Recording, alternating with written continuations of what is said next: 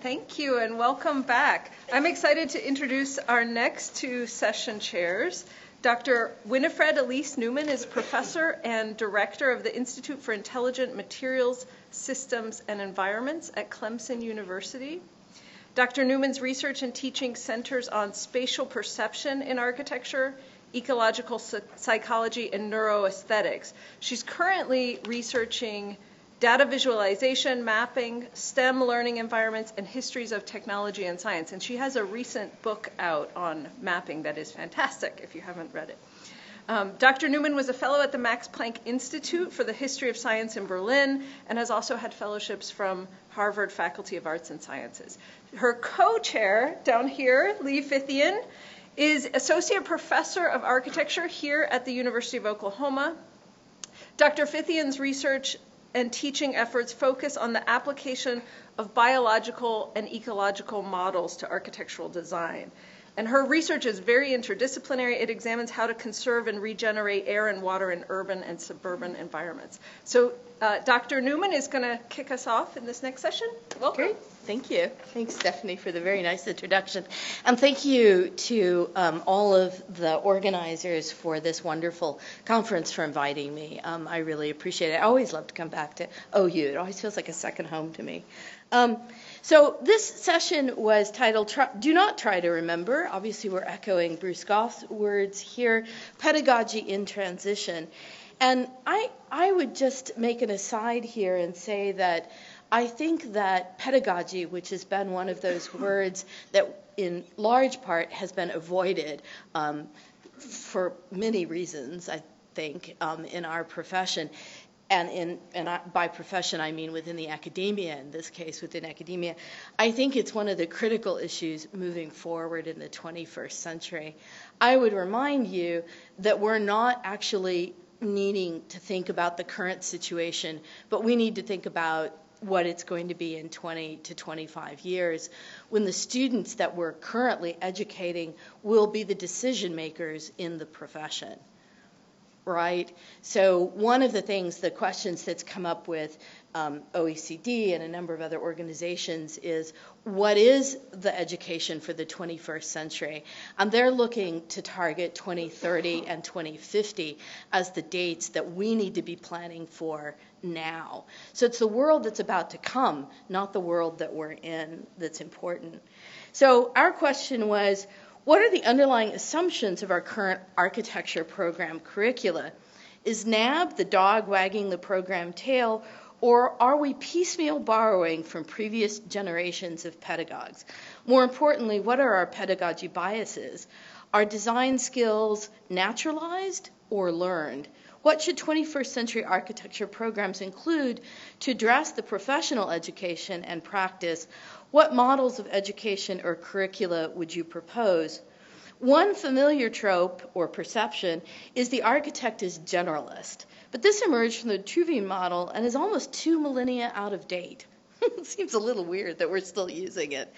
Vitruvius' first century text, the 10 Books of Architecture, arguably still informs some underlying intellectual structure of the education of the architect, but the educational context of Vitruvius' text lacked institutional or professional bearings.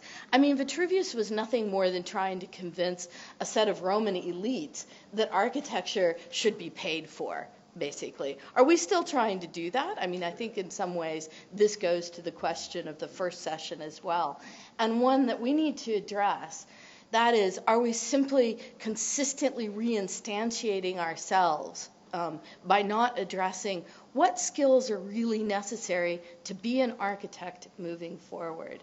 Okay, so that was the prompt that we sent out. We received a number of really interesting papers. I'd like to introduce the first one by Massimo Santanicchia, who comes to us from the University of Iceland. I think this is really, I don't think I've met anyone from the University of Iceland, so I'm pretty excited about that. And Iceland University of Arts, where he is program director for architecture in the Department of Design and Architecture. He's interested in systems thinking architecture, really focused on climate change and social inequity, but he's really also focused on new pedagogic models, particularly in the global north, in this case in Iceland. So please join me in welcoming Massimo to the table.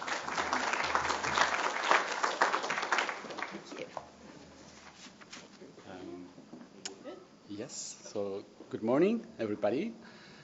So I'm partly repeating this information. My name is Massimo. I'm a teacher in the Iceland University of the Arts. I am program director and associate professor. But I'm also a student. I'm a PhD student in the University of Iceland in cultural studies and education and diversity. And my PhD research is on architectural pedagogy.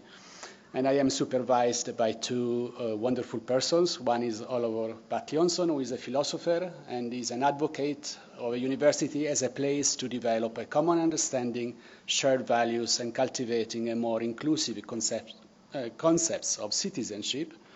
And my second supervisor is actually Harriet Harris, whom we all miss today.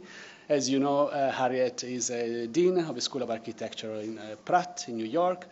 And she's also an advocate of making sure that architectural schools really reflect the diversity of the society that they intend to serve. So in this specific conversation with you, I have talked to 14 deans of the School of Architecture, and these are the deans. And to these deans, I asked 4 questions, and these are also my questions that I pose to the audience here. And the 4 questions are, what is the first thing that we should teach to a student in architecture? What skills should students have after studying architecture? How should these skills be taught? And how can the education of an architect be of special importance to our society? And this last question, I thought it was very important because being a student in architecture is not just a waiting time to become a professional architect. It can still be a very fruitful time for engagement, for social participations, and to be a real contributor in our societies.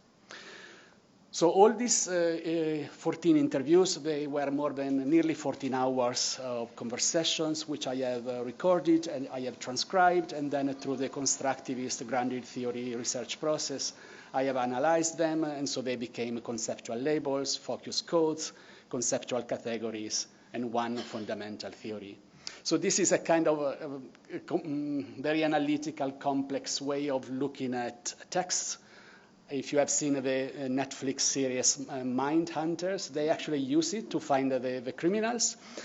So I have used it not to find the criminals, but to get a closer understanding of what are these pedagogues and educators thinking about architectural education. So to the first question of what is the first thing that we should teach to a student in architecture, the many codes, they became focus codes, which then they became fundamentally 3 conceptual categories. I'm not going to explain in details just because of the time how this process works. But fundamentally, to the first question, the answer is to be a proud, humble, unique, creative, critical thinker, observer, collaborator, communicator, public-oriented architect.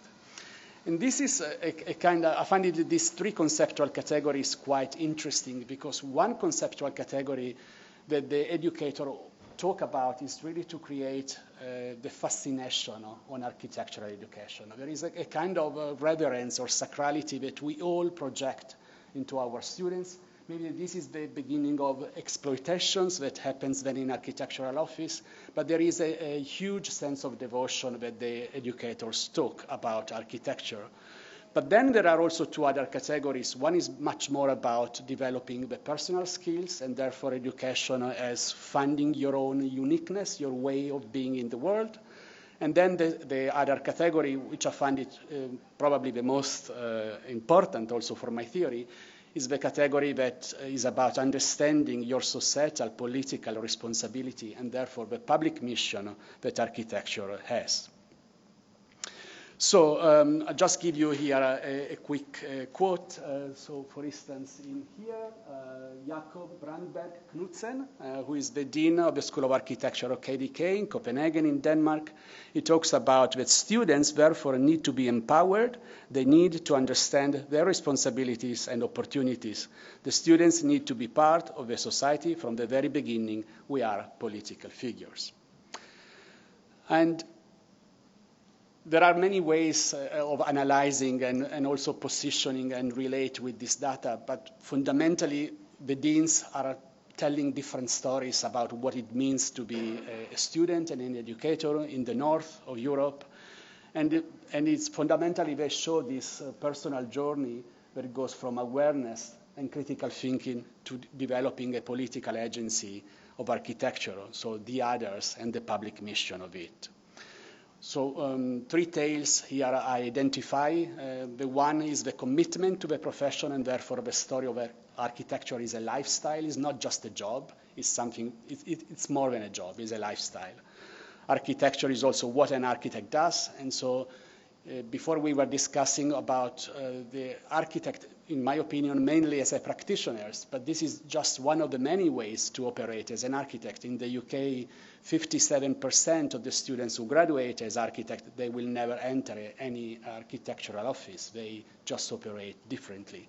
So architecture is what an architect does, which is not necessarily building or designing a building. And then the third story is that is the ability to converse to the world. So architecture is never a private matter. It's never a private matter between a client and yourself, but it includes basically the society where this dialogue is happening. And to the second question, what skills should students have after studying architecture? In this case, the answer is, first of all, stating the overwhelming scope of architecture, so this holistic sense of the profession. And then the answer is to be a continuous learner, a confident professional, specialist, a juggler, a collaborator, a communicator, a carer, and a critical guardian of the common good. So for the future students of architecture, you see no pressure on you. And again, these definitions can be divided in 4 conceptual categories. One is about confidence and commitment. One is about the competence and the professionalism. The other one is about communication and consilience. But then there is this one also very important to me that is about the care, or the architect as a carer. And they can further be simplified into meta-categories. One is more about me and my personal growth, and the other one is about the others and how we relate to the others and who are the others in the design process, because it's very easy to create otherness and not to include many people in the design or different people in the design process. So here I quote Kia Bengtsson Ekström from Chalmers, Gothenburg in Sweden, and she says, "The meaning of architecture is to support the human activity, to be intended as the healthy ones. And if you don't have that in every project, then you lose the meaning of architecture." So again, many stories can be written out of these conversations. Here I have written 5, and one that is about caring for the others. So activating the caring agency of an architect, and again, the story is that architect as the guardian of the common good and the carer of the world. And then to the third question, how should the skills be taught? In this case, the answer is fundamentally in the design studio. I mean, all the 14 deans of the schools, they firmly believe that the design studio is what creates architecture education, but they also challenge the design studio. They want to make it much more context-based and slow and more diverse, and a place that supports experiential knowledge and cares, that is socially rich and reflects the diversity of the society, and truly engaged with the world. So the 4 focus categories is about is to position the design studio firmly in a specific context, and also give the students the time to really enter the design process. And then one other category is about the student-driven type of education that architecture basically is. And the third is about communication and consilience, and therefore making sure that this design studio doesn't operate as an ivory tower, but the boundaries are very permeable, and therefore the design studio becomes an occasion for a social engagement. And engagement is almost the aim and the goal of every design studio. So again, there is a part of it is more personal, and the other is about the others.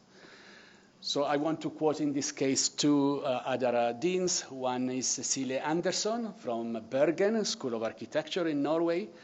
And in Norway, in this school called BAS, students spend their first month of their education by going into an island.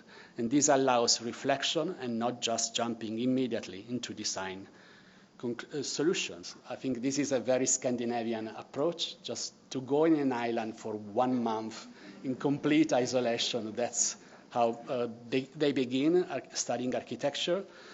Andres Ojari from EKA, School of Architecture in Tallinn in Estonia, talks about, and here I quote, "I think it is really important to bring real issues inside the school so that the students start to understand the world." Again, many stories can be written, but one that I find it very important is about learning from different sources and different people, and envisioning the design studio as an open platform and architecture as a forum for conversation. And to the last question, how can the education of an architect be of special importance to our society? In this case, the answer is even more complex, and it goes something like this: by helping students making sense of the context, developing social awareness and critical thinking, raising important questions, being holistic, speculative-oriented, inclusive of diverse forms of knowledge and research, communicative and socially responsible and engaged. Wow, that's a lot. But again, there is these 4 categories are about activating critical thinking, holistic type of knowledge, collective speculation. It's about social responsibility, caring for the world, and it's about social engagement, but also recognizing architecture as a valuable pedagogy. And this is actually very important to realize that it is a very special way of learning, the learning of architecture.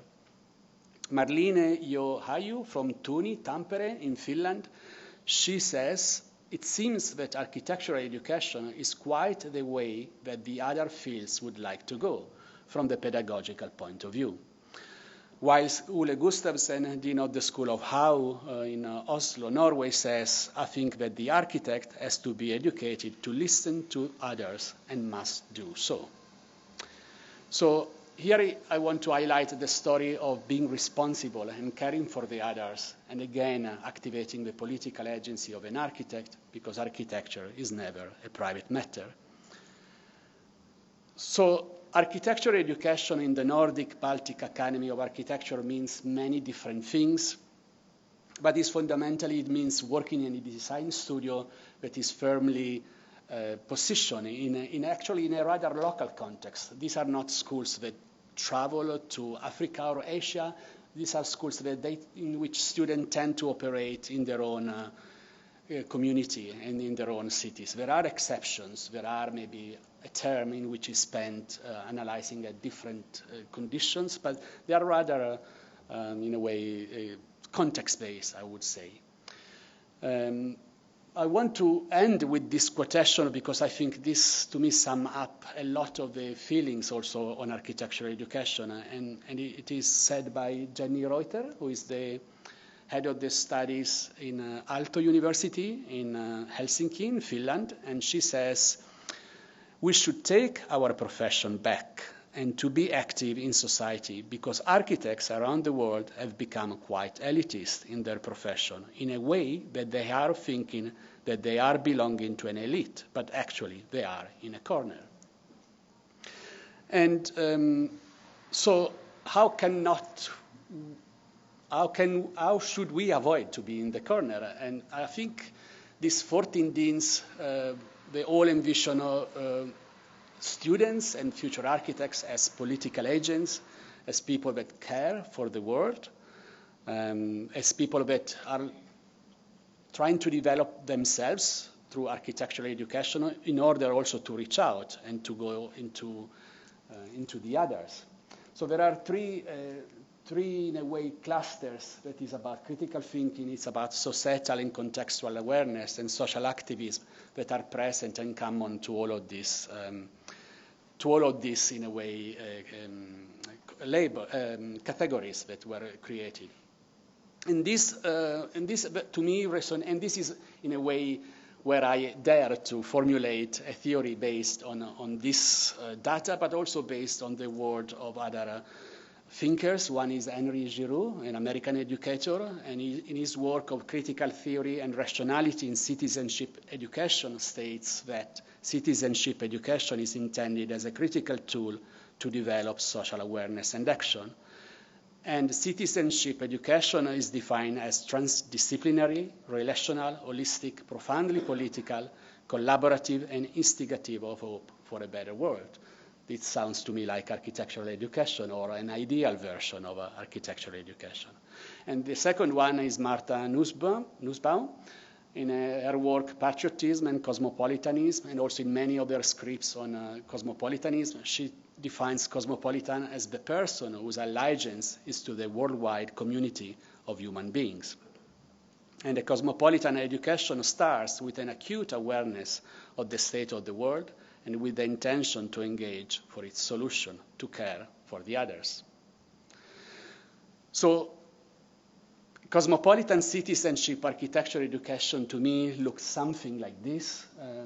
It is about activating the multiple roles of an architect to support an architect to be a dissident intellectual and therefore challenging the status quo. It is about also creating or educating people that operate as an ethical professional. In a way, the best answer was given to me by a student in Gothenburg who said to me, yes, but I want to know the story beyond the beautiful buildings. I don't want to just admire it in its beauty. What's the story beyond this building? Because I want to operate ethically, he said. So I think this has to be part of our conversation with our students.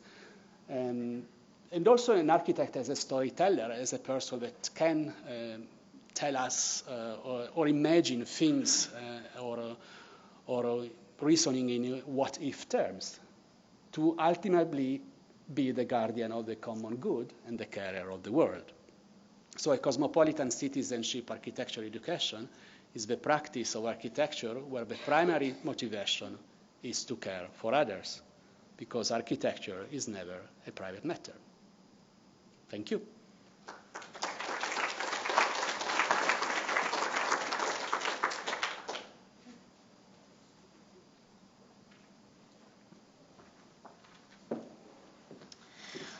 All right, if you're following along in the program, Ellen Donnelly and Mark Maxey are not able to join us today, so we're going to move to Nick Sensky, whose paper will be delivered next. Nick is an assistant professor at Iowa State University. He's co-founder of the Computational Construction Lab, which he applies research. His research applies research and methods from computer science and education to improve how architects learn computational thinking.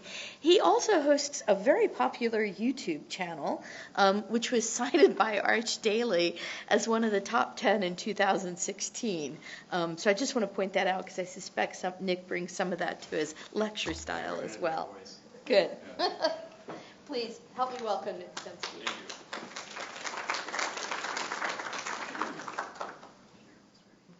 Hey everyone, thanks. Just want to make sure to thank everyone for inviting me. It's great to be a part of this panel, especially in the auditorium on the first day. It's pretty exciting. So what I'm going to talk about with respect to the topic of the session is the notion that what's missing from 21st century architectural education is a sense of how to use the computer well. And what I want to frame that as is something called computational literacy. And in this talk, I'm going to make an argument that architecture students should learn to read and write computer programs. And that's kind of the gist of it. In the spirit of the conference instructions and the time allowed by the format, I'm going to attempt to summarize my paper, just a few points. If you have any questions, I'd be happy to answer them after my talk or in the hallway, or you can read my paper. But I'm going to cover a lot of material and hopefully in a timely manner. Also following the instructions from the panel, I want to do a little bit of active learning with the audience. So to get things started, I want to ask people in the audience a question. I want you to talk to the person next to you and give you maybe a minute or two. What are some reasons that you have heard that people should learn programming? depending upon like when you went to school, what kind of era you were in, you might have had to learn computer programming when you were in school because you had to. That might have been the only way to actually use a computer. Or they might have taught you in grade school because that was fashionable at the time. Some of you who have kids right now, you've heard about things like the hour of code, which is not enough, right? So what are some of the reasons that people have told you that you have to learn programming, or that everyone has to learn programming? Okay, I'll give you a minute. Go ahead, talk amongst yourselves. I'm going to ask you.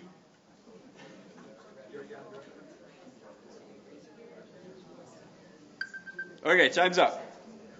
Okay, let me get a few answers from folks. Justin, I'm going to bug you because I know you. What's a reason that you have heard or that you believe people should learn programming? Not just architects, but that people should learn programming. Democratizing data, opening up data. Democratizing data, opening data. Oh, that's a really good. Okay, other reasons. Does anybody want to raise it? Yes. To meet growing job sectors. For a job, right? Got to learn programming to get a job. That's kind of what they're talking about here. That's exactly right. Okay. Let's get two more. Anybody else? Oh, up in the back. Yeah.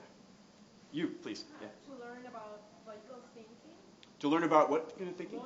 Logical thinking, right? Yes. Eat your vegetables. Critical thinking. Yeah. Logic. There was another one. Yeah. Not to be creatively hamstrung by tools that have been developed by other professionals that might not equate to. Absolutely, yeah, to kind of get outside the box of the tools. Okay, good. All good answers. There have been arguments about that like everyone should learn programming since about the 1960s, and they fall into certain categories. Some of them are ones we've already covered. Some of them are more specific to the time.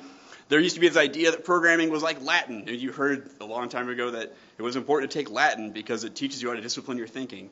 There's the argument for computational thinking is that thinking like a programmer can be applied to your daily life.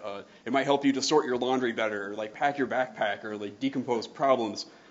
Seymour Papert in the 80s wanted to teach school children programming as a way of learning how to model things, to understand the world. And then, of course, like we have people like Bill Gates telling us that if you want to get a job in the future, we all learn, your kids need to learn how to program, right? But of course, none of those things has really come to pass, right? And a big reason for that is because a lot of those things didn't really apply in the now. There's this problem in education of trying to teach one thing so that you learn something else. For example, like you might study chess so that you become a better general, right? You might have something like that. That's actually really hard to pull off, like that kind of educational transfer, right? And that's why like Mindstorms and some of these other programs like that they were teaching in the 80s and that they were very excited about never really took off, right? And that's why probably the hour of code's not going to really take off either. But that's kind of depressing, right? So I want to kind of move on from there and say, why are things different now? Why would I make this argument about architecture like now? Well, of course, now we see things that we kind of understand are computational or parametric or data-driven or performance-driven.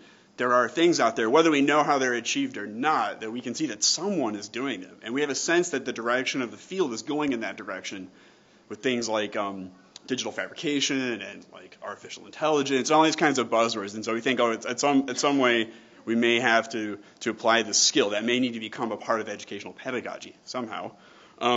So we know that things are changing. So that's kind of a vocational argument, right? You need this to get a job. But what I want to say is actually something a little bit deeper than that, and something that's more important than that, I think, to the people that are here at this conference, that are here in this room, is that the goal of computational literacy is not to make these like forms, that you see, or to make architecture more scientific or more economical, or to make architecture about computing, but to acknowledge what is happening and the shift in representation and to bring humanism to it. That's why I talk about it as literacy, right? It's the idea that like if it's a common skill, a common way of thinking, a common way of making, a dialogue about that, so it's not just a few people doing it in one corner or other people responding to that, that's how you bring humanism to it. Computing is a powerful medium on its own. It has been. And programming is a powerful form of notation for that medium. Learning how to use this medium to facilitate expression and learning is a reason to program. But I think the most compelling reason to study, that's still kind of off in the future. The most compelling reason to study programming today is that we spend so much time on the computer. There's no such thing as a computer person, like, really anymore. You're always on your phone, or you're in front of a computer, or your partner's working on the computer and you're working with them. But we don't work with computers very well. Like, a lot of our practices are very like inefficient and like ineffective than if we were applying computational thinking, computational ideas. One of the examples I use a lot is that there's a lot of computation built into Word, Microsoft Word. A lot of people use it like a typewriter, just to like put words on a screen, but it's a word processor. You can actually like manipulate it like a data structure. You can process information with it if you're using it computationally. And that's programming. When you're specifying things for a computer to do rather than doing them like yourself, you are programming. Right? When you're using a word macro or using styles in Word, that's parametrics. Right? You can apply these ideas to anything and make you a more effective communicator and a more effective designer. There's a cost to productivity at the same time when students don't make informed choices, or they like kind of thrash around problems because they don't have a framework for understanding what they're doing with the computer. And they're simply operating it like a typewriter, for example, right? And so programming and computational thinking computational literacy by extension gives you that framework. And it also gives you a framework for understanding how tools work together and understanding tools as they change in the future. Instead of just learning software and like ping-ponging around, you have a universal framework, computation, right, for understanding where this fits in and how to express yourself within that. So I get two questions asked at this point, like if I stop my talk right now. And the first one would be, do I have to program to learn computational literacy? And I used to hem and haw about this a lot, but I'm going to go ahead and say, yes, you do. You need some form of notation. You need some kind of language. It doesn't matter what that is. And in fact, these days, a lot of programming isn't even like syntactical. It might be visual programming, like something like Grasshopper, or even like Excel formulas or something like that. But literacy requires a notation. You have to have a language to like operate with it. So yes, you have to program. And the second one I get is that don't they just teach themselves? People say like, my kids have an iPad and they taught themselves everything and like, they'll just figure it out. Like they have videos, right? Like my YouTube channel, okay? That was not a plug, but anyway. Don't they just teach themselves? And the thing is, yes, they do. I'm not up here saying that we aren't teaching programming or that students aren't learning programming. What I'm saying is that it's not that people don't engage in computation so much that they're distracted by it. That they're like appropriating methods without knowing what or why they're doing things because they don't have this framework, right? And those who teach themselves and who operate really well, and we point at them as examples and say, well, this person over here is this great programmer and they didn't go to school. You didn't teach them, Nick. A lot of those people have privileged backgrounds. They might be talented, but they probably have computers in the house. They probably have a lot of help at home. Maybe somebody in the family that does this, but they're usually from like a privileged background. It's not literacy. It's not everybody, and that can perpetuate the myth that anyone can teach themselves computing on their own, and also that there are certain people who are good at it and certain people who are not, and that's a bias that I want to undo, right? And that's a bias that you want to undo about literacy, right? So I want to talk about three things as I move on here that I want you to bear in mind. I'm not going to get into like exactly what's involved in computational literacy. I think that Robert's going to get into some of that in the next talk. But I want to frame the framework. The thing you have to understand about computational literacy from the get-go, and the reason why we don't have it, and the reason why programming hasn't taken off, for one reason, is that it's known to be cognitively and psychologically challenging. We kind of have a sense of that. We know like programming is hard. It's maybe a thing we don't want to do. But there's lots of research about why it's hard. And there's demonstrated research about the way of thinking that's really alien to us about the ways that computers work. So they don't work temporally or like causally the way that we like operate in the world. We don't have a culture of programming, so we don't have a base level of understanding about how to operate within it. Before you drive a car, you're in a culture of cars. You've been in a car. You've been driven in a car. You've seen cars. You've seen someone operate a car. Most people don't operate in a culture of programming. Okay? That's enormous. Computer science has a really difficult time teaching people computer science. There's high attrition rates. There's been there have been like these huge studies in the early 2000s that really reshaped the field when they found out that people that they were teaching computer science couldn't write code. They didn't understand code. You're looking at a score of 22% out of 100 on a program writing test, and on a program reading test, they figured out that 25% of the people were guessing. And these are in like multinational accredited like schools of computer science. This was horrifying, and they're still working on it. I did a similar study in architecture, and I found that that's pretty much the case as well. Like the same kinds of things happen because it's cognitively challenging. It gets me to my next point, which is that because we're talking about literacy, it's actually like an equity issue. Okay, we know that we have equity problems in architecture. We're going to be talking about that in several sessions today. That women and minorities are underrepresented in architecture. The same is true in technology in architecture, right? As you might expect.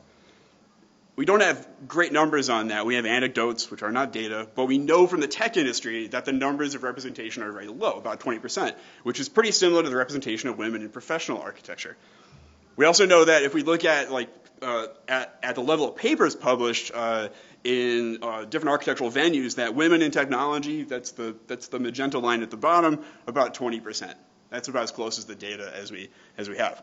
There are not enough women in technology in architecture. There's not enough computational literacy. The reason why this matters, of course, is that you can't have 80% of people designing, things for the rest of everybody, right? We've had problems in technology because women aren't involved. Like people have actually died, okay?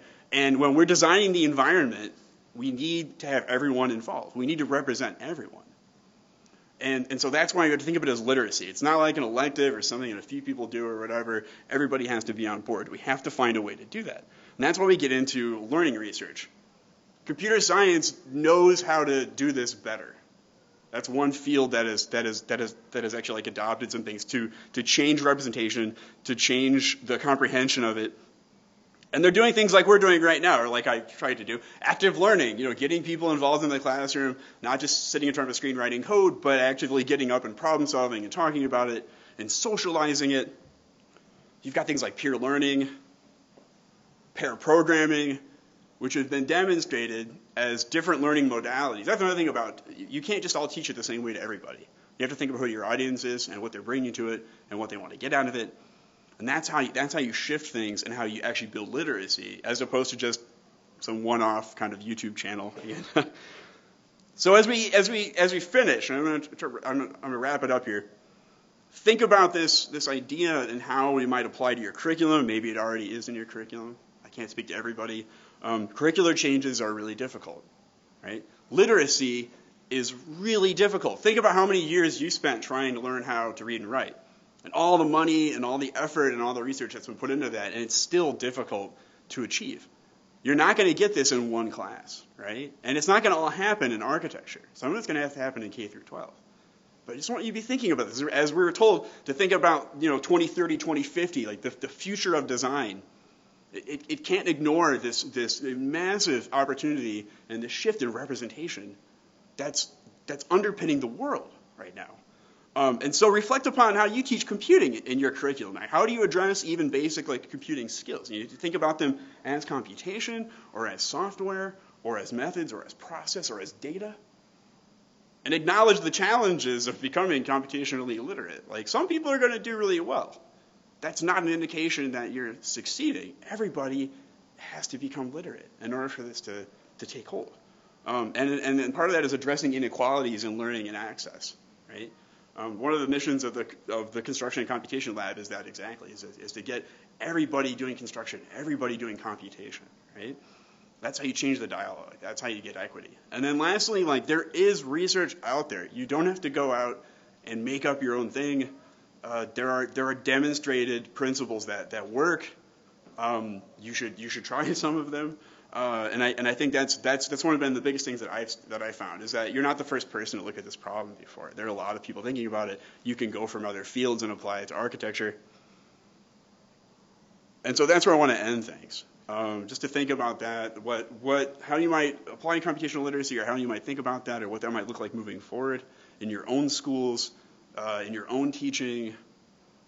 Thank you.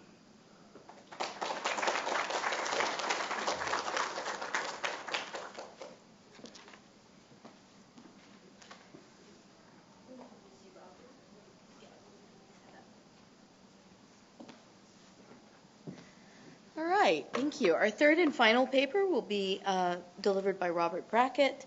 Robert is at the Pratt Institute. He's an adjunct assistant professor there. He's also co-founder of Miscellaneous Projects. It's a great name for a firm, by the way, which is a design firm, a play make and design firm in New York. Please help me welcome Robert Brackett.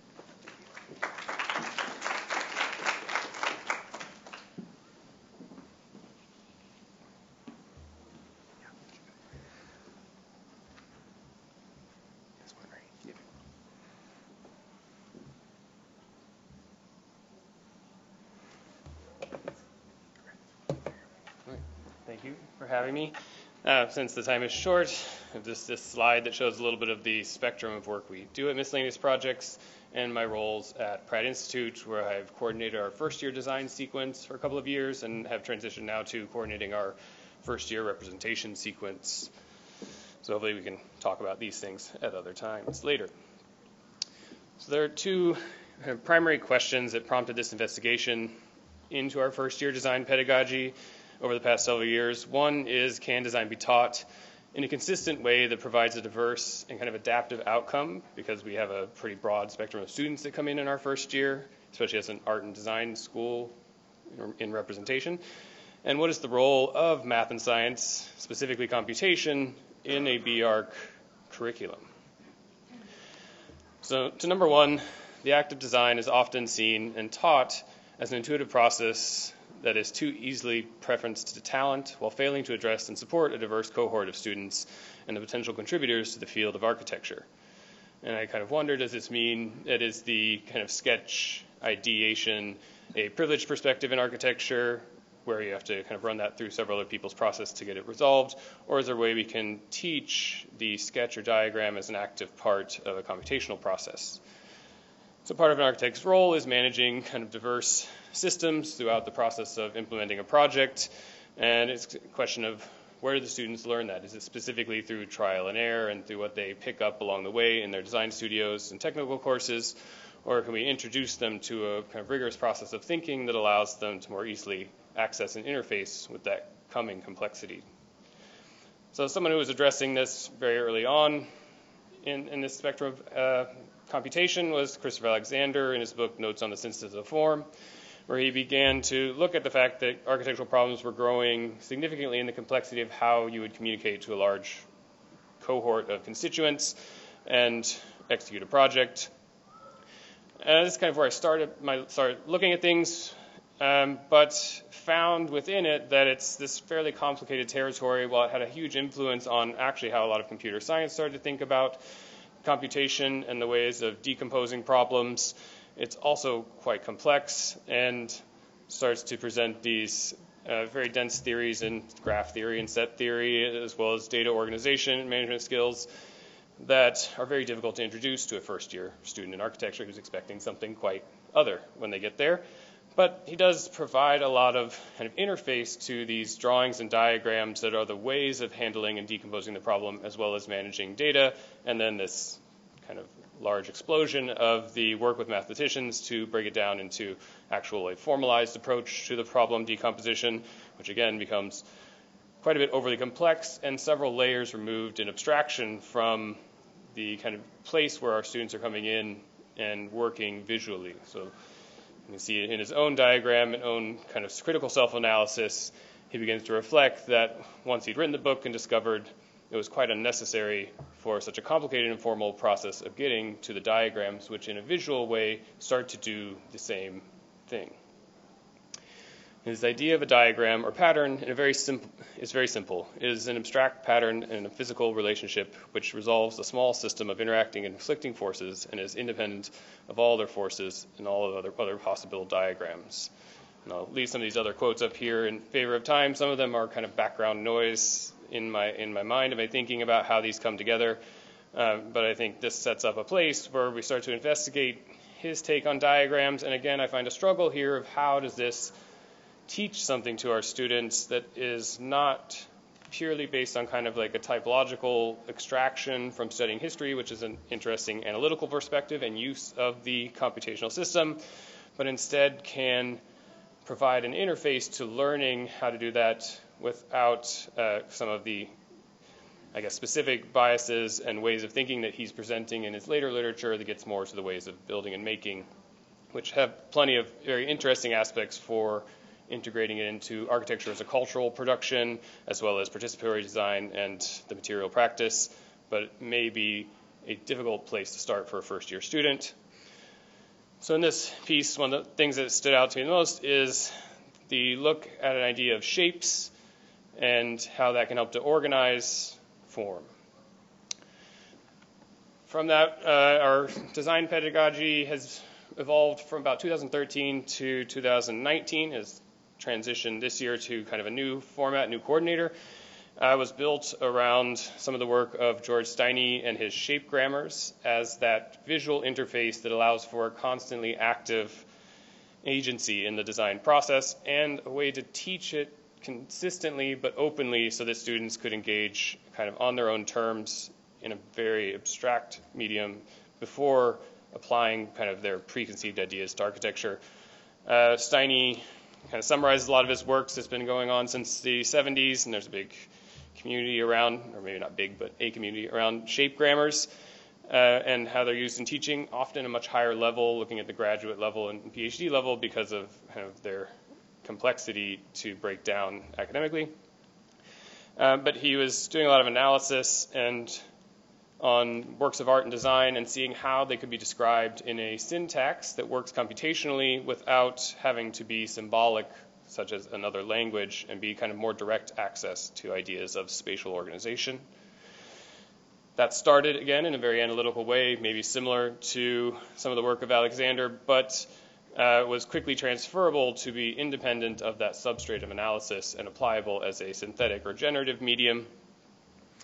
And from here, one big takeaway I see in this is that he's proposing that design is calculating specifically when you don't know what you're going to see and do next. So that it is a constant live adaptive process, which I think is a barrier a bit to some of the work in coding, even though it exists that way, is so abstracted from the user when first learning it that it's quite challenging. So we start somewhere where we all can kind of begin with a pencil and paper. A lot of Steiny's ideas build from this foundation or recognition of the developments of the Beaux-Arts and a few other kind of modern practices in terms of composition. But the problem that I find with these in teaching a large student body and having them kind of have a consistency of learning to our objectives is that they rely a lot on talent. Innate talent that comes in gets preferenced and biased quite quickly, whereas a misunderstanding of what a good composition is, which is maybe hard to tell from some of the examples, can quickly lead someone to be in a path of feeling like they're not able to engage with the discussion. So I think that Steiny's work takes that and builds upon it to look at it in a much more open interface. I like in this sense that I've highlighted the important parts, but that design and calculating are very highly connected, and that shapes provide the interface between computation and mathematics, between analysis and synthetic creation. Design, drawings, and models become a computational medium, seeing and doing as a method of calculating with things instead of abstractions. Shapes are living diagrams of forces, they are geometry, and they are also spatial relationships.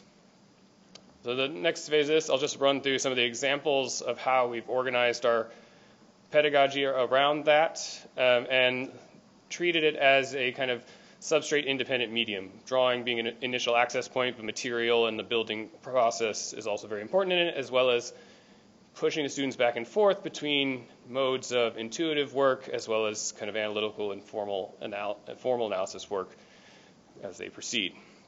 So this is from our Arch 101 first year, first day syllabus, kind of the course synopsis. Architecture is an art of form and material. It is also a social product that participates in economic, political, and cultural context. There is a language of architecture lodged in the space of the drawing that utilizes geometry, and the same language of architecture can have agency in the world. Material technologies and the system of architecture are tools through which we can design buildings and environments. The studio will introduce design approaches to architecture students by way of rule-based visual systems that will gradually lead to the question of material production and architecture as a mode of cultural production. And this was originally written and edited and developed between Dux Koschitz and myself. Dux had coordinated from 2013 to 2017, or somewhere in there, 17, 18, and then I took over from there due to some research into our pedagogy. But both of us coming from the position that we believe design is something that can very much be taught and is not relied on that self-teaching, and that this interface through computation is an important setup for the future and how we teach that. These are some of our learning objectives from that syllabus. I've highlighted ones that are more important to this discussion. There are many other things that happened during this semester than just the work I'm showing here, but to focus on this one main part. So after teaching several semesters of this syllabus, I kind of noticed a few things that were happening. One was it was very hard for many of our faculty to kind of engage with because it wasn't clearly documented, even though there's a very long book about it. No one's going to read that, most likely on the first day meeting of our coordination. So that was kind of having a difficult time where faculty were generally just not teaching to the ideas of it because they had other backgrounds and fall back on what they knew because they weren't seeing endpoint results. Like what the students were doing takes a while to kind of build up and is more about learning than about production of things that we can put on Instagram, which is happening a lot in some of our early studios.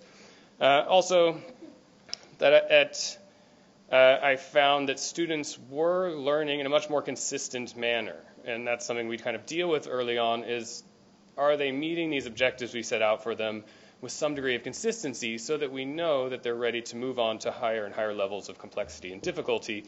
And with my own students, with many others, that at least in a kind of production and conversational sense, they were less spread in their spectrum, more kind of high middle in terms of how they would perform, which I think was actually a sign of them learning more together.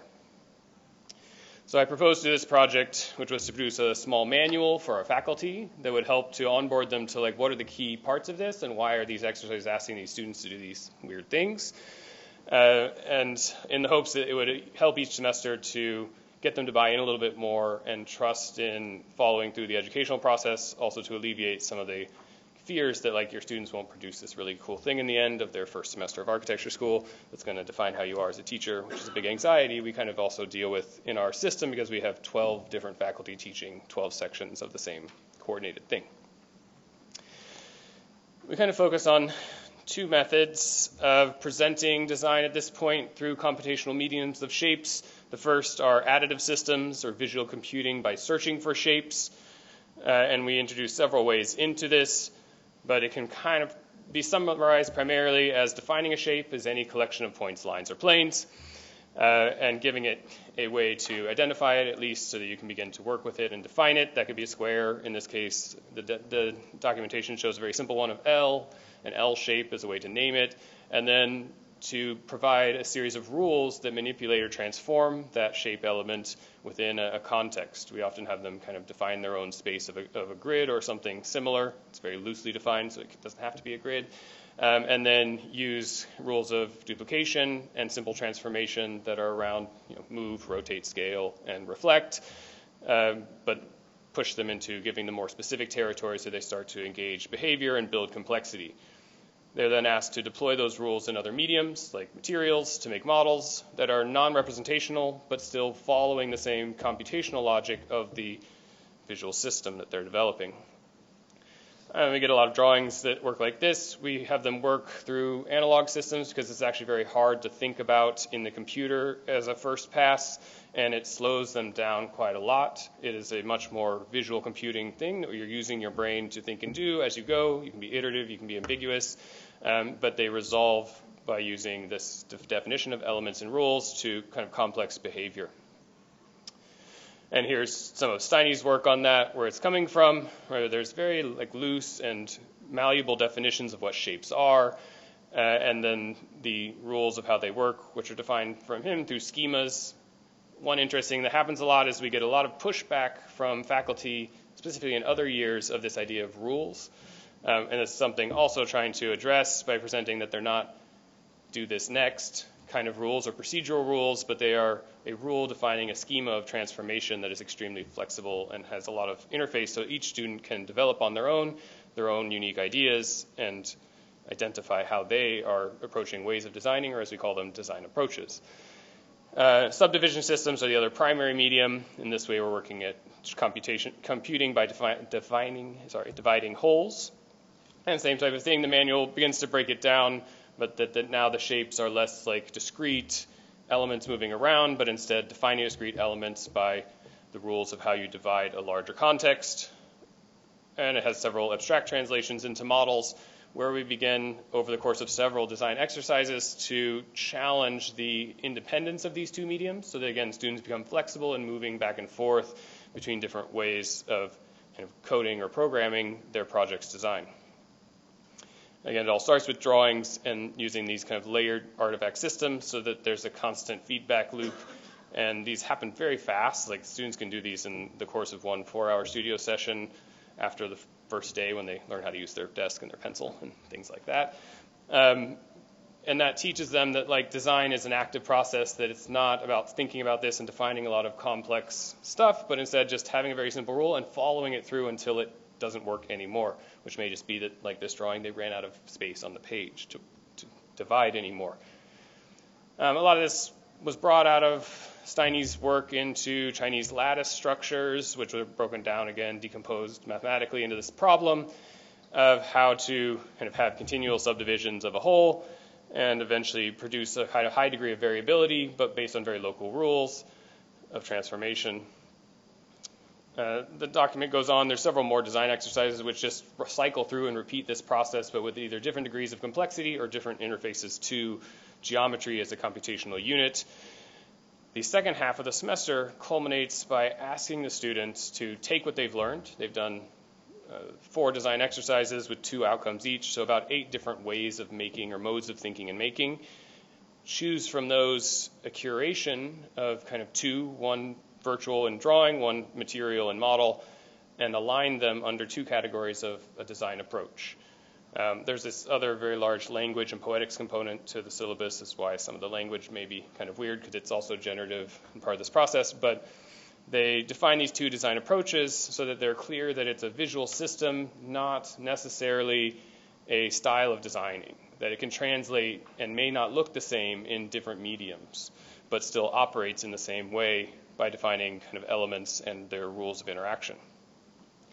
So this is a series of hybrids where they're really getting more now into the act of, I think, defining their way of designing and discovering it. I'll skip the quotes for now, but I think this is coming from Steiny and talking specifically to adjusting his intentions on the mathematical rigor of the decomposition and formal way of working and allowing the drawing interface to have more informal play within that space. And that's kind of our goal, is that there's a lot of rigor here. The students are learning a lot of technical things they need to be able to produce clear work with care, but they also have to learn very clearly how to continually play and continually produce design outcomes so that they are not trapped in thinking. The hybridization process is open and nonlinear. Because it's a visual system, it is interactive and defined by the shapes and rules of transformation as the students explore multiple simultaneous methods for interfacing with systems. One method that I found most successful due to the directness and speed is the drawing-based design charrette. We do several of these that rapidly kind of forces the 2 systems to interact with each other, where they can swap shapes, swap rules, swap kind of visual or formal outcomes, and begin to oscillate back and forth to resolve into a new, more complex scenario that starts to suggest or be able to be translated into spatial organizations or architectural conditions. Our first semester gets very loosely into architecture as a spatial proposition or proto-architectural proposition from using these. And we then use the second semester to test much more and get closer to an architectural understanding. From Steiny, shape grammars treat shapes as spatial objects. They require no special parsing of shapes into fixed parts. Spatial ambiguities are thus allowed, as given compositional units in shapes can be recombined and decomposed in different ways. And why this became an important interface for us for setting the students up for how they will learn through other means of computation later on is that, as we were kind of talking about before in Nick's presentation, the learning of a language and that symbolic syntax can be quite difficult and a high cognitive overhead, whereas drawing shapes is fairly accessible, I think, to about all of our students that show up and have a pencil on the first day. Drawing them well, having good line weights, stuff like that, takes them a little bit longer, but that's part of what they're learning in that first semester also through these exercises, to read things visually and think through visual systems. We also work through many small sketch models that are, again, part of the visual system that are not geared towards any programmed outcome, but instead just understanding how these systems operate together in different mediums. One challenge we face, as I mentioned earlier, is that without buy-in from the faculty, you kind of reach this point where it's quite difficult for the students. So they're trying to understand what is design approach. They have a lot of preconceptions that they're being asked to ignore or leave behind for a little while, and figuring out how to bring those back into this abstract way of thinking. But then when faculty tend to pull back from that, it tends to represent this as a very linear process, which starts to remove a lot of play. This is just an example of kind of one board that is very organized, seems very logical, but in actuality kind of breaks it down just as like adding little pieces together rather than computing with those pieces to generate outcomes. And our hope is always, and goal, is that we end up with a fairly diverse set of things. They're somewhat limited in our material scope. This was one criticism that developed over the years, and something I began to change while I was coordinating was pitting this against some material experiments where they do the same visual system, but in a material that's different than what they're used to working with, like basswood or chipboard. Those are starting places, again, because they're fairly accessible to the students, and we don't want to overload them with having to purchase a bunch of wax and concrete and casting materials. So there's a concern there as well. But the proto-architecture remains abstract and malleable, but highly controlled and specific. The lessons set the students up to interrogate more complex architectural considerations as interrelated systems of form, space, structure, and site. I'm going to go very quickly through some of the things that happen with this in our 102 pedagogy, which we believe a lot in repetition, maybe for a while a little bit too much, and it kind of stagnated the students as they would reach it and think they've done this before. So again, another number of changes that I instituted was to test what they're learning instead of repeat what they're learning. And so we would propose problems that asked them to deploy a visual system of their own choosing, making sure that they understood what we were talking about, which also encouraged a high degree of diversity to develop because they'd all had different faculty backgrounds in the first stage through. Some are really tired of it because it's very abstract and they want to get to making things or building things that they think are architecture. And so they start to bring a lot more of themselves into the discussion of the problem. And so we see this wide diversity, but with specific goals of now starting to develop interfaces with site and context, as well as the human body and program.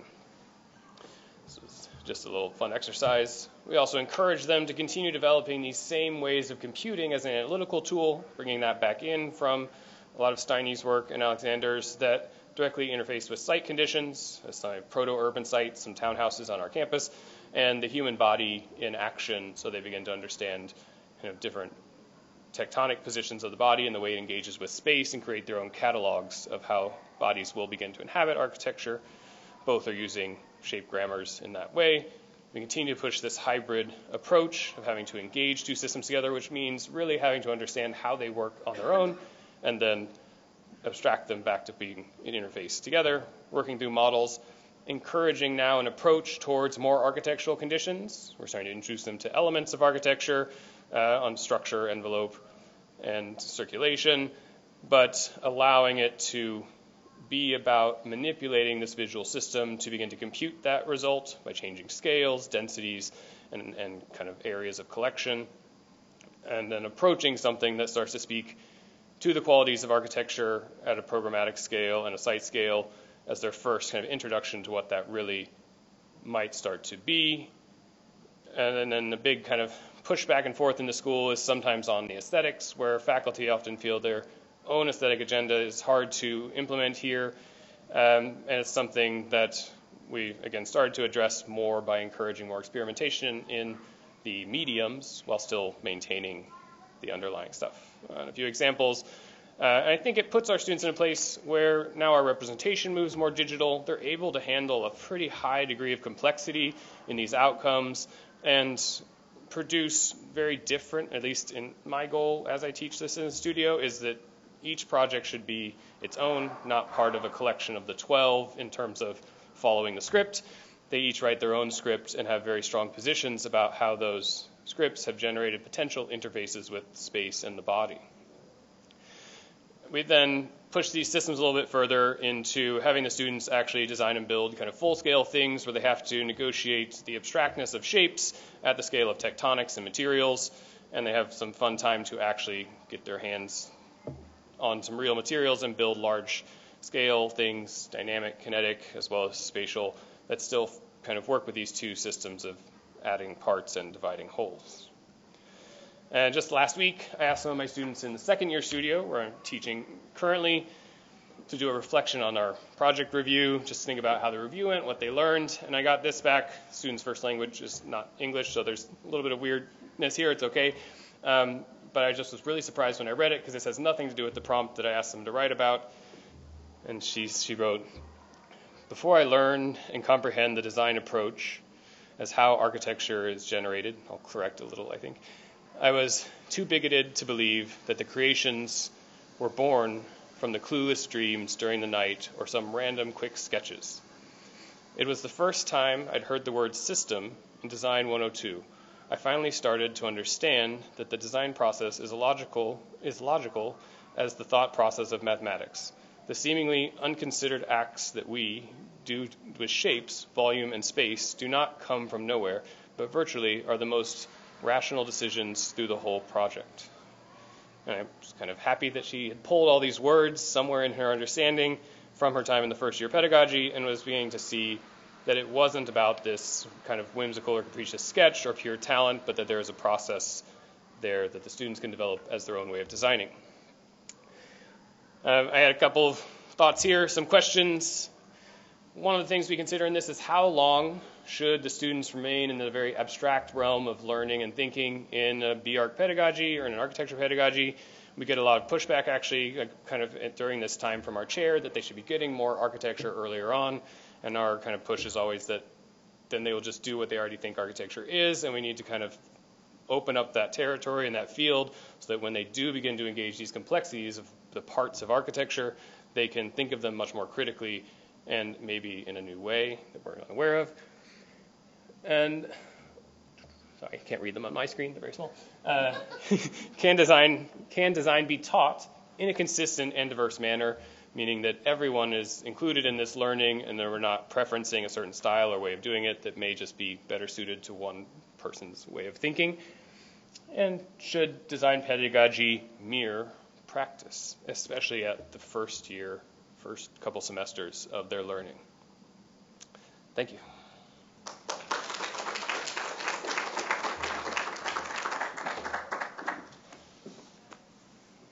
Should we stay up here?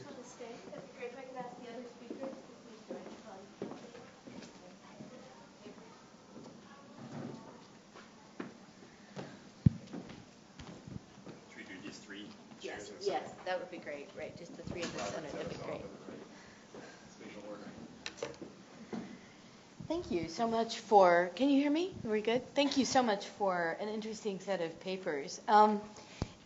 So to come clean, I think you can hear underlying the paper some interest that Lee and I had in putting forth various aspects of the kind of design education, right? So whether that was social, technological, or design as a question in of itself. And I'd say those three kind of intersect in these particular papers, so we're fortunate to have the three up here.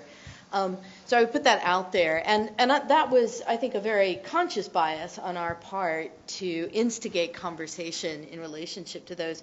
So I want to kind of try and ground us again in the notion that this is related to what schools are going to be doing as they develop their curricula in the next 5 years, looking forward in the next 20. So let me come back to NAB and the 2020 NAB procedural and the conditions.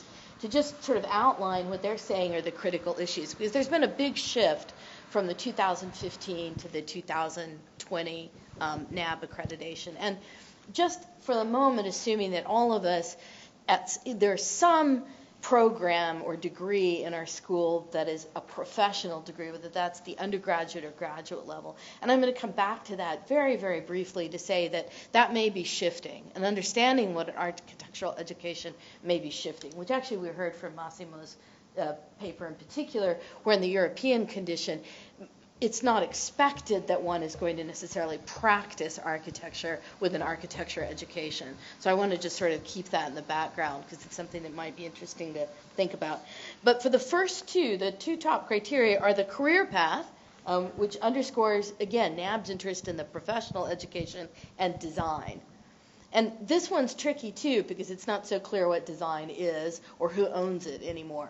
If you're teaching in an architecture school these days, you've run into now, I'm sure, colleagues in many, many departments across the universities who are citing design. Yep. The business school in particular, by the way. Watch out for those guys. All right. So the other ones include ecological literacy, history and theory, research and innovation, leadership and collaboration, learning and teaching culture, and social equity and inclusion. So that's NAB. They're saying that we have to address these issues moving forward. So I'm going to put to our three speakers, right, how you understand what you've been thinking about in relationship to those NAB criteria. And if you had to teach one course, right, you just pick one that's going to be your baby, that you're going to develop, that you believe will change the world, what would that be in an architecture curriculum? And then I'll open it up to everybody else. Go. Okay. So we're actually going to be one of the first schools that's undergoing the NAB 2020 criteria at Iowa State. So we're deeply immersed in this question right now. And I will say that NAB, at least in my memory as a student and as a teacher, has never directly addressed design communications. It's always that in service of all these other things, you figure it out. Like the way that you want to communicate, the way that you want to represent. I mean, it's understood that that's a part of what you do, but they will not specify any particular media or technique or method or aptitude or whatever. It's all in service of the profession, of the built environment. But these days, I mean, I think they are talking more about sustainability and like equity and a more like humane practice, and I think that's all really encouraging. But they are not touching computation like whatsoever. And so I have nothing to say about that. I think like what I said in my talk, you have to bring it to the conversation yourself. Like how do you think that addresses the demands of the profession? Because that's what matters in the United States, right? If you don't have an NAB accredited program, it's very difficult to have a program. So we are beholden to that, whether or not they become architects or not, right? Everybody here knows that. There's no one class I would teach. There's no magic bullet. I'm not gonna speculate. I'm only allowed one class because it's so hard to get into the curriculum. But I think that that's the wrong mentality anyway, is that it's like actually this is like diffused throughout. It's not like a one and done, kind of thing. And like I said, it happens in the culture, right? So it's going to take a long time. It's not one class or one textbook or anything like that, or one NAB criteria. There you go. Okay. I would say that one reason I really enjoy working at the first year undergraduate level is that it is that space for interface to begin to encourage students to ask for more of these things. So like if they're starting to see a value in a way of thinking, they then, when they get to the next semester or the next years, if they're suddenly inundated with kind of a stylistic baggage coming from an not older necessarily in age, but like entrenched faculty that's taken this on, they will provide hopefully some challenge to that. So that's like the territory I like. I've actually switched over to our representation course because it is not a NAB requirement. It is something we have decided as a school to maintain as we do 3 and maybe are adding a 4th segment through their first 2 years that allow us to push a lot of these other agendas through computation, through how we are representing architecture and the people who use it. And so in our first year, we study some very kind of canonical things. We do a lot of descriptive geometry, teaching kind of how to think again in another way through geometry. But then I introduce like readings that present certain projects, say the Barcelona Pavilion, from many cultural perspectives. So the students are being aware that like the way a project is represented or what it represents is a very important part of what they will be hopefully doing, because they have a lot of agency to affect the world in that way. Yes, can you hear me? Yeah. Well, I came to the conclusion of we cannot talk about architectural education without talking about education. So what we discuss a lot in Iceland, but also in the other Nordic countries, is to realize who is in the class and who is not, and why is it so. But we also have to say that I mean, I didn't mention it, but education in these 16 schools that I have visited, it's free actually. So it costs. It's considered a public good, and as such is open to everybody. In Norway, is open even to non-Europeans. So anybody in the world, as long as you are accepted, you can come and study for free. And because education is I mean. If we start talking about education, then there is a lot to be said. In Iceland, things really changed after the financial crisis of 2008, and the Minister of Education in those days rewrote the principles of education in Iceland, and it included the word of social justice and democracy. And I mean, so when we talk about education, it's not just education at a college level or university, but it's education already from first grade. And I like to reflect on the value of education. Then architecture is one of the ways that education, is further developed. But so in the framework, in the context of education as a public good, then I think we have the public responsibilities. And this public responsibility is to try to really understand our society in order to operate with a sense of justice, but also with a social awareness that should be embedded in our profession. It just strikes me that when we get into these discussions, and maybe it's just me, but I've often been accused of this, we seem to find these mutually exclusive in some way, the computational literacy and the social equity. I mean, I thought it was interesting that, Nick, you introduced those as actual equivalents, but often in the discussion about design, there's a social issue, right? We must be good citizens, good human beings. And then there's these sort of, I want to say, they seem like they have sharper corners somehow, right? If this is a much more inclusive and sends a gesture of inclusion and hugging, this one seems much harder, which is the kind of computational skills or the statics it used to be, or whatever it happens to be in architecture. And these seem to be fighting at the moment, from what I can tell, in architecture schools. I'm just curious if you've come up against that, or if anyone else has, if this kind of discussion is in your own school. Yes. Well, these are really three interesting and totally broad spectrum presentations. But in my old mind, you're talking about older faculty presenting in certain ways. I think about the difference between digital and what's the other term? Analog. Analog.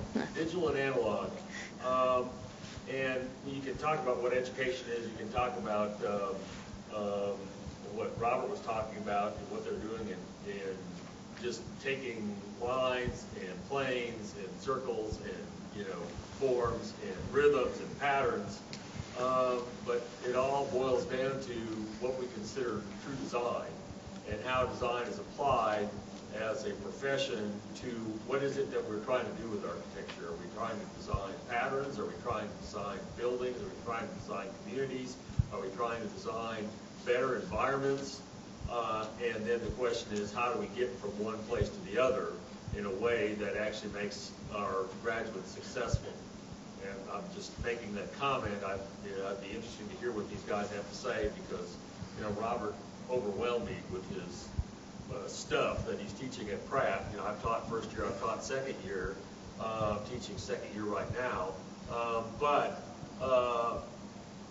And then I think back to the American School and what Goff did in 274 Studio, where they listened to music and took music and created forms and materials and textures and patterns, but how that generated a successful architectural education is what we're all about. How are we trying to train students to be competent architects, whether they're city managers, mayors, planners, architects, religious leaders. And it's interesting to see, I'd like to hear how all three of these guys see what they're doing in terms of doing that. At the bottom line to me is creating a successful thinker in architecture. Maybe I start. Sure, and then Robert? Yeah, let's go that way, yeah, that's great. So to the question, what is design, I answer quoting Milton Glaser, who is an American visual communicator, and he said, good design is good citizenship. So I believe good architecture is good citizenship, and then how to get there, you can get there in many different ways. I mean, I'm not teaching to my students what I learned 20 years ago at university, and the jobs to come are yet to be, I mean, most of the jobs that will be here in 2050, they don't exist yet. But I think, but I want to face with my students the current state of the world. So we talk about climate change, we talk climate crisis, we talk about social inequalities. Last year we spent one term in an elderly home, since 60% of the population in Iceland will be over 60 years by 2050. What does it mean to understand how the elderly lives? Because today they are apartheid. I mean, once you are retired, you live your different, distinct, parallel life in a retired home. But is this going to stay? So I think, assuming that, and this is what also the students want, they want to personally grow through their own education. One very clever answer from a student from Riga said, studying architecture for me is postponing the answer to the question, what do you want to do with your life? Because I think I can do still everything, because a good architecture education allows me to do still many things. So I'm not worried about that, but